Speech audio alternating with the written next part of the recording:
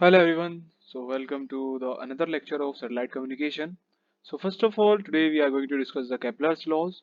So we have basically the three laws of Kepler. So Kepler ने जो ये तीन लॉ दिए हैं इसको हमने अलग अलग नाम से डिफाइन कर दिया है। Kepler's first law, Kepler's second law, Kepler's third law. So basically अगर हम केपलर्स फर्स्ट लॉ की बात करें तो जो the orbit of each planet follows an elliptical path in the space, the sun being the focus. तो उन्होंने basically बताया है कि जो हमारे पास कोई भी प्लेनेट होता है वो एक इलिप्टिकल पाथ को फॉलो करता है अराउंड द सन, और सन को एक फोकस सेंटर पॉइंट माना जाता है, उसी के अराउंड वो एक इलिप्टिकल पाथ में मूव करता है। ये बेसिकली हम ये जो तीनों का एक सार पढ़ रहे हैं, एक समरी पढ़ रहे हैं। इसके बाद हम इसमें आगे फर्दर इसमें अंदर पढ़ेंगे कि केपलर सेकंड लॉ में क्या बताया है। जब the line joining a planet to the sun sweeps out equal areas in equal inter of time. इसका मतलब है कि हमारे पास में अगर मैं ये मान लेता हूं मेरे पास ये कोई ऑर्बिट है, ये बीच में मेरे पास सन है, और अगर एक ऑर्बिट का एक एरिया मैं डिसाइड करता हूं कि इस इंटरवल ऑफ टाइम में मैं इसको T1 मान लेता हूं, इसका मैं कलर चेंज कर लेता हूं एक्चुअली, जिससे कि आपको क्लियर हो सके थोड़ा सा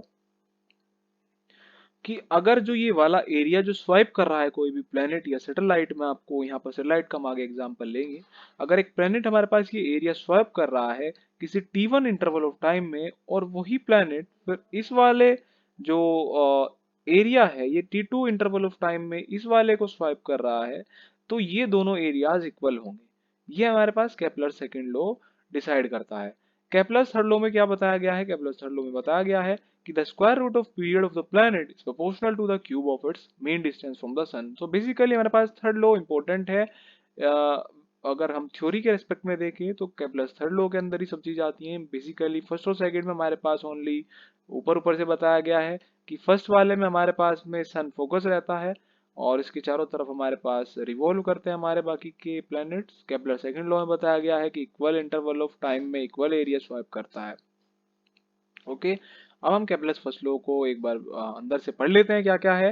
केपलर फर्स्ट लॉ ने बताया है कि the path followed by satellite around the primary will be an ellipse. Okay, an ellipse has two focal points f1 and f2 in figure 6.2। 6.2 figure, ये वाली फिगर में आप देखोगे तो हमारे पास एक तरीके से एक ये वाला पॉइंट दिया है, एक ये वाला पॉइंट दिया है। इन दोनों पॉइंट को अगर हम देखें तो ये एक पूरा का पूरा हमारे पास में कोई भी एक ऑर्बिट है, और जिसमें कि हमारे पास ये वाला एक माइनर एक्सिस मान लिया। माइनर का मतलब छोटा एक्सिस, मेजर का मतलब बड़ा axis.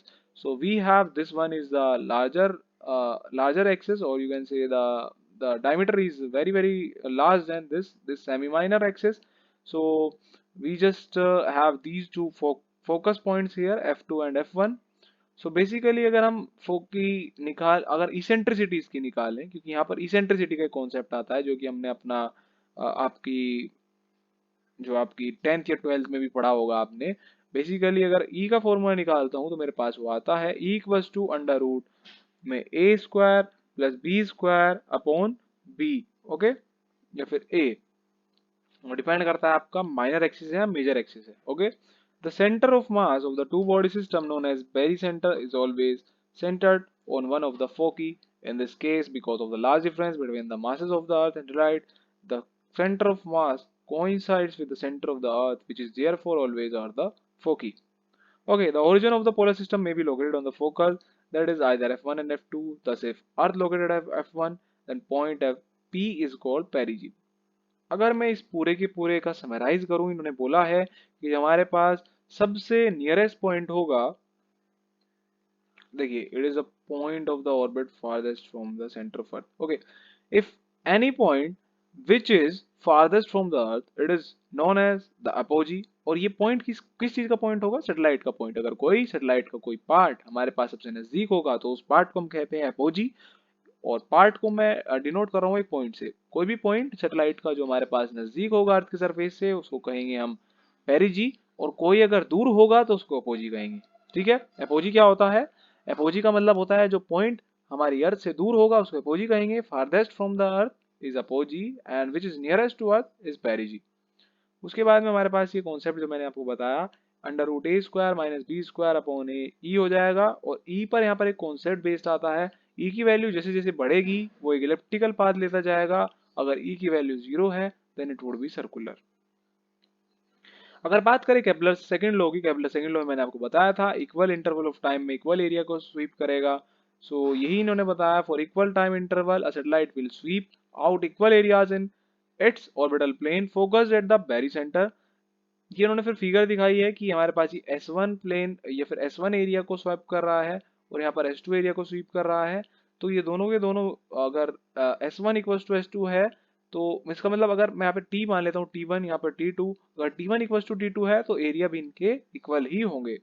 Okay, basically we comes to the Kepler's third law. Kepler's third law मैंने आपको बताया था कि ये स्टेट करता है कि the square of periodic time of the orbit, orbit का कोई भी एक पीरियोडिक टाइम होता है कि कितने टाइम में वो उसको पूरा कर रहा है पूरा एक चक्कर, is proportional to the cube of the mean distance between the two bodies. The mean distance between the two bodies is equal to the semi major axis A. तो सेमी मेजर एक्सिस अगर इस वाले में बात करता हूँ तो यहाँ पे वो सेमी मेजर एक्सिस हमारे पास जो सीधे वाला एक्सिस होगा ये वाला सेमी मेजर एक्सिस होता है। इसमें अगर हाफ कर दें, मैं बीच में से इसको डिवाइड कर दूं तो ये सेमी माइनर एक्सिस हो जाएगा। तो उन्होंने बताया है कि जो इसका total time period periodic time होगा ऑर्बिट का, उसका जो प्रोपोर्शनल होगा वो cube of the mean distance between the two bodies. इसका अगर हम थ्योरेटिकल पार्ट में देखें तो ये इस तरीके से लिखा जाएगा, A cube equals to mu upon N square, जहां पर एन की वैल्यू है mean motion of the satellite in radian per second. ये ध्यान रखना यहाँ पर रेडियन पर सेकंड में लिया गया है। And mu is the earth geocentric gravitational constant, ये हमारा एक कांस्टेंट होता है जिसकी वैल्यू होती है 3.98 इंटू 10⁻14 मीटर क्यूब पर सेकंड स्क्वायर। बेसिकली फर्दर अगर हम बात करें तो यहाँ पे ऑर्बिटल पीरियड की वैल्यू आती है 2 pi upon N basically, and N की value mean motion in radian per second that we have already discussed. ठीक है, तो हमने यहाँ पे बता दिया था कि मीन मोशन होता है एन। सो यहाँ पे एन वही यूज किया गया है, पी हमारे पास पता चल गया है, हमारे पास ऑर्बिटल पीरियड होता है। देन अगर हम सब्सटीट्यूट करते हैं वैल्यू, क्योंकि हमें यहाँ पे वैल्यू पुट करनी होगी, so basically I am putting the values from here to this. So हमारे पास टी की वैल्यू क्या आ जाती है, टी की वैल्यू आती है under root A cube upon mu. So next we have this N value, N की वैल्यू हमारे पास सोल्व करके आएगी 7.272 into 10⁻⁵ radian per second. This is for the one day, we are talking about the 24 hours और one day, it is 7.272 into 10⁻⁵। Okay, so basically हमारे पास तीनों law हो गए। फर्स्ट वाले लॉ में हमको बताया गया है कि हमारे पास में जो एक कोई भी सेंटर होगा, वो सेंटर हम सन मान रहे हैं, और सन के रिवॉल्व जितने भी हमारे प्लैनेट्स मूव करेंगे वो एक इलिप्टिकल पाथ में फॉलो करेंगे। और उसके बाद में हमने दूसरे लॉ में पढ़ा कि इक्वल इंटरवल ऑफ टाइम में इक्वल एरिया स्वीप करेगा। थर्ड लॉ में हमने पढ़ा कि जो हमारे पास में पीरियोडिक टाइम होगा उसका स्क्वायर डायरेक्टली प्रोपोर्शनल होगा, वो भी क्यूब के, किसका cube, mean distance between the two bodies. Okay, फिर हमने इसमें इक्वेशंस निकाली है, इस वाली इक्वेशन को, इस वाली इक्वेशन में हमने ये वाली इक्वेशन को पुट किया है। उसके बाद में अगर हम बात करें, फिर हमारे पास n की वैल्यू आती है, then we just move to the equation of orbit. So equation of orbit को भी हम इसी लेक्चर में डिस्कस कर लेते हैं, क्योंकि फिर हम आगे उसमें आगे बढ़ जाएंगे। बेसिकली इक्वेशन ऑफ ऑर्बिट हमारे पास में हम इसमें लेट करते हैं कि हमारे पास जो सैटेलाइट ऑर्बिट होता है अर्थ का, हम एक कोई भी सैटेलाइट का एक ऑर्बिट डिसाइड कर लेते हैं। M E is the mass of earth, M S is the mass of satellite. क्योंकि इसका जो ये यहाँ पे सफिक्स जिसका दिखाई दे रहा है, उससे आप डिस्कस कर सकते हैं कि एम ई का मतलब mass of earth and M S is the mass of satellite. R E and R S is the distance from the initial origin to the centre of earth and this is the origin of the satellite. Satellite से जो दूरी है और आपकी जो अर्थ के centre से दूरी है वो हमने दिखाई है आर ई और आर एस से। Then vector R is from M E to M S, earth से सैटेलाइट की तरफ ही हम लोग दिखा रहे हैं। ठीक है, so R equals to R into R nought. बात करें अगर न्यूटन सेकेंड लॉ की, तो एफ ई इक्वल्स टू होता है M D square R E upon D T square. ये कैसे आया आपको ध्यान होगा, F equals to mass into acceleration होता है, वही हमने एक्सेलेरेशन को यूज किया है। अगर मैं वेलोसिटी का स्क्वायर करता हूँ, वेलोसिटी को फिर डबल डिफरेंशिएट करता हूँ तो हमारे पास एक्सेलेरेशन आ जाता है। तो एक्सेलेरेशन को ही हमने यहाँ पे यूज किया है, एम इंटू ए मैंने लिखा है, ए की वैल्यू हम इस तरीके से लिख सकते हैं।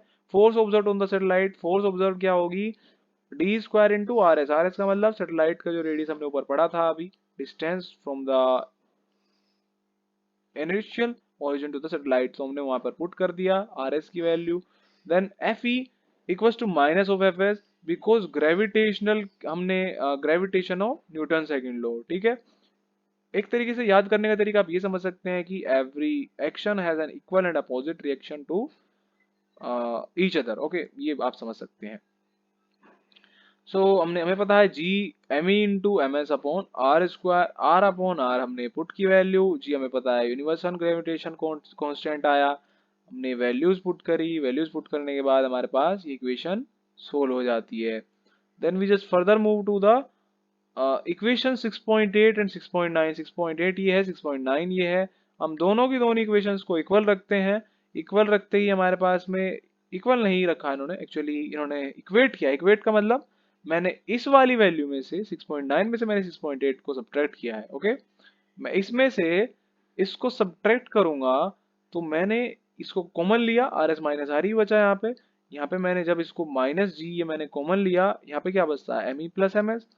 अब मैंने इसकी पूरे की वैल्यू देखो, इस पूरे की वैल्यू क्या आ जाएगी, ये इसका नीचे चला जाएगा और इसके हम जब इसको सोल्व करेंगे तो हमारे पास ये वैल्यू सोल्व होकर आएगी. इसमें हमारे पास mean motion of satellite given कर सकते हैं कि minus mu R upon R cube, ये वैल्यू इसकी होती है. और इसमें हमें different different geocentric gravitation constant निकल जाता है, जहाँ पर M is greater than M S आता है और ईटा की वैल्यू आती है 3.98 into 10⁵ kilometre cube upon second square. Elliptical orbit की बात की है. इलिप्टिकल ऑर्बिट हमने अभी भी पढ़ा है. अगर ई की वैल्यू कहीं पर भी जीरो होती है, क्योंकि ई इसेंट्रिसिटी ही हमें डिफाइन करती है इलिप्टिकल ऑर्बिट को, ई अगर जीरो है तो वो सर्कुलर होगा. अगर ई की वैल्यू बढ़ती चली जाएगी तो हमारे पास वो इलिप्टिकल शेप और भी ज्यादा लेता चला जाएगा या फिर शिफ्ट होता चला जाएगा इलिप्टिकल पाथ की तरफ. A conical section in polar coordinate r theta is represented by this formula r equals to p upon 1 plus e cos theta. अगर बात करें, ये हमारे पास सैटेलाइट है, उन्होंने यहाँ पे कोई भी सेंटर माना है, ये हमारे पास अर्थ है, तो अर्थ एफ ई लिया है इन्होंने और एफ एस लिया है, मतलब दोनों की तरफ से फोर्स लग रही है. यहाँ पर आर इन्होंने रेडियस ली है, आर ई, ये आर ई लिया, ये आर एस लिया. Then we just move to the next relative coordinate system of earth and satellite, ये हमारे पास शो किया गया था. Then we just move to this f out और f in. ठीक है,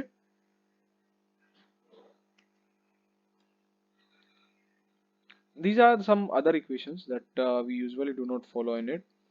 Orbital elements की हम लोग बात करेंगे next lecture में. So if you are having any kind of queries, you can ask in the chat box. Thank you.